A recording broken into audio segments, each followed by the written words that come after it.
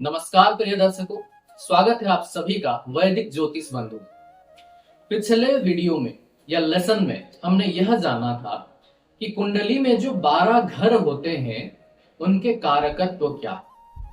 आज पार्ट 4 में हम यह जानने जा रहे हैं कि ग्रहों के कितने अवस्थाएं होते हैं, कौन सा ग्रह आपको कितना परसेंट फल देता है। आपने बहुत से बार एस्ट्रोलॉजर से या पंडित जी से यह सुना होगा कि आपका यह ग्रह बहुत कमजोर है, यह आपको ज्यादा फल नहीं दे सकता, या फिर ऐसे भी बोलते सुना होगा कि आपका अमुक ग्रह बहुत ही तेजस्वी है, बहुत ही बलवान है, यह बहुत अच्छा फल देगा। यह पता कैसे चलता है? यानी कि आपके कुंडली में जो ग्रह होते हैं वो आपको 25% फल देंगे, 50% देंगे, 100% देंगे या 0% फल देंगे। यह कैसे होता है? तो चलिए ग्रहों की अवस्थाओं को समझते हैं और कागज कलम के सेशन के तरफ आगे बढ़ते हैं। तो प्रिय दर्शकों, पार्ट 4 में आप लोगों का स्वागत है।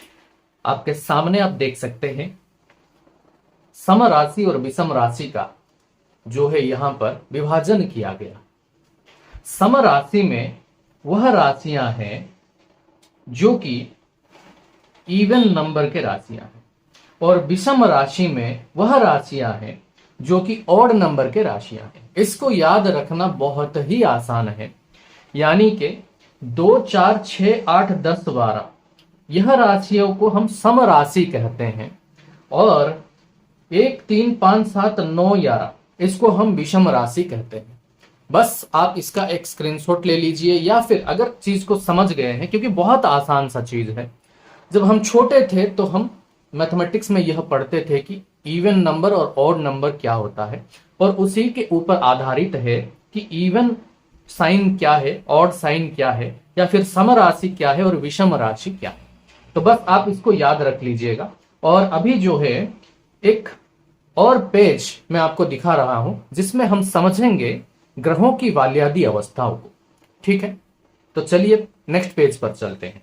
तो दर्शकों, अब देखिए यहां पर मैंने लिखा हुआ है अवस्था, ग्रहों की वाल्यादि अवस्था।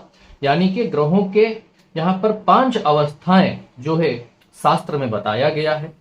बाल अवस्था, कुमार अवस्था, युवा अवस्था, या फिर इसको किशोर अवस्था भी कहा जाता है, वृद्ध अवस्था, मृत अवस्था। ठीक है, तो इसको हम पहचानेंगे कैसे? ग्रहों के बल के माध्यम से हम पहचानेंगे। जब कोई कुंडली आप तैयार करेंगे तो उस कुंडली में आपको जो है ग्रहों के आसपास में नंबर्स देखने को मिलेंगे। देखिए, अगर एक कुंडली हमने एस्ट्रोसेज के एप्लीकेशंस के ऊपर बनाया हुआ है तो आप देख सकते हैं हर एक राशि के पास में जो ग्रह बैठे हैं, यहां पर आपको दिख रहा होगा कि उसके आसपास नंबर लिख रहा है। यानी कि बृहस्पति के पास 21 नंबर लिखा हुआ है। ठीक है, और यहां पर देखिए राहु के पास 13 नंबर है, मंगल के पास 19 नंबर है। यानी कि ये ग्रहों का बल है। प्रति ग्रह के पास जो नंबर लिखा हुआ होता है, इससे हम यह ज्ञात करते हैं कि ग्रह कितने डिग्री का है या फिर कितने अंश का है। उसी से तय होता है कि ग्रह का बल कितना रहेगा। और यह भी हम देख सकते हैं यहां पर कि राहु जो है एक ऑड साइन पे बैठा हुआ है, तुला राशि में बैठा हुआ है, यानी कि 7 नंबर, यानी कि विषम राशि में बैठा हुआ है। मंगल देखिए यहां पर इवन राशि में बैठा हुआ है, कर्क राशि में इवन राशि में बैठा हुआ है। शुक्र और शनि प्रथम भाव में या लग्न में आप देखिए यहां पर एक ऑड साइन यानी कि कुंभ राशि में बैठे हुए हैं। तो इस हिसाब से हम देखते हैं कि विषम राशि में बैठा है ग्रह या फिर सम राशि में बैठा है, और उसका डिग्री कितना है। यानी कि यहां पर देखिए राहु 13 डिग्री का है, मंगल जो है 19 डिग्री का है, बृहस्पति 21 डिग्री का है, सूर्य जो है यहाँ पर 14 डिग्री का है, चंद्र 1 डिग्री का है, बुध का डिग्री ही नहीं है, 0 डिग्री का है।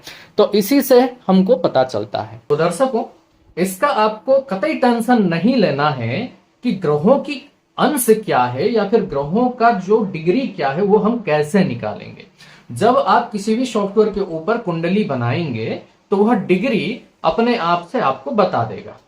ठीक है, और डिग्री कैसे बदलता है? मान लीजिए अगर किसी का आप जन्म कुंडली बना रहे हैं और उसका अगर आप जन्म स्थान बदल देंगे मान लीजिए कोई जन्म हुआ है पटना में, और आप जो है अगर उसको देंगे कि भुवनेश्वर में उसका जन्म हुआ है या फिर दिल्ली में उसका जन्म हुआ है, तो फिर उसके ग्रहों का जो डिग्री है या बल है वो बदल जाता है। इसीलिए जन्म स्थान बहुत जरूरी होता है कि सही सही जो है आप भरें जब आप सॉफ्टवेयर में कुंडली बना रहे हैं। तो चलिए समझते हैं। तो देखिए यहां पर जब कोई भी ग्रह सम राशि में बैठा हुआ हो और उसका जो अंश हो या डिग्री हो वो 0 से 6 डिग्री के अंदर हो, तो वह मृत अवस्था में होता है। मृत अवस्था में जब ग्रह होता है तो वो 25% फल देता है, उससे ज्यादा फल नहीं दे पाता है। ठीक है, उसके फलों को बढ़ाने के लिए उपाय की आवश्यकता रहता है। जब सम राशि में यानी कि 2, 4, 6, 8, 10, 12 इन राशियों में जब कोई ग्रह बैठा है और 6 डिग्री से 12 डिग्री के अंदर अगर वह है तो वह वृद्ध अवस्था में है। ठीक है, और वृद्ध अवस्था में अगर कोई ग्रह है तो वो 50% फल देने लायक रहता है। जब कोई ग्रह सम राशि में स्थित होकर के 12 डिग्री से 18 डिग्री तक का हो तो वो संपूर्ण युवा अवस्था में होता है, संपूर्ण बली होकर के 100% फल देता है। तो जो युवा अवस्थाओं का ग्रह होता है वो काफी बढ़िया फल देता है। ठीक है, जब 18 डिग्री से 24 डिग्री में कोई ग्रह होता है सम राशि में तो वह कुमार अवस्था में होता है या किशोर अवस्था में, तो यह पुनश्च जो है आपको यहां पर 50% का फल देता है। जब समराशि में कोई ग्रह 24 डिग्री से 30 डिग्री का होता है तो वह बाल अवस्था या शिशु अवस्था में होता है, और ऐसे में वह जो है 25% फल देने लायक रहता है। ठीक उसी तरह से विषम राशि में ठीक इसका उल्टा है। देखिए यहां पे 06 नीचे लिखा था, ये पहला स्लैब में लिखा है, नीचे से दूसरा स्लैब, ऊपर से दूसरा स्लैब सेम है, तो बस इसको पलट दिया गया है। ठीक है, याद रखने के लिए यह टेक्निक आप अपना सकते हैं। तो विषम राशि में 0 डिग्री से 6 डिग्री तक का जो ग्रह रहता है वह बाल अवस्था में होता है, 25% फलदायी होता है। ठीक है, उसी तरह से विषम राशि में जब 6 से 12 डिग्री का कोई भी ग्रह होता है तो वह कुमार अवस्था में होता है और आपको 50% का फल देता है।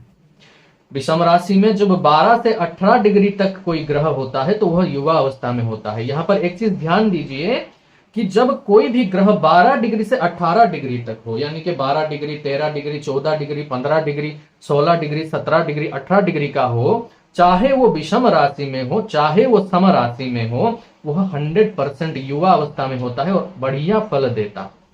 ठीक है, तो वह लोग बहुत भाग्यवान होते हैं जिनके कुंडलियों में बहुत सारे ग्रह 12 डिग्री से 18 डिग्री तक होते हैं।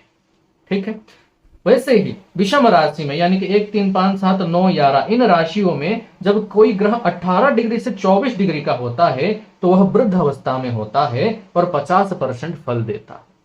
और ऐसे ही जब विषम राशि में 24 डिग्री से 30 डिग्री तक का कोई ग्रह होता है तो वह जो है मृत अवस्था में होता है और 25% फल देता है।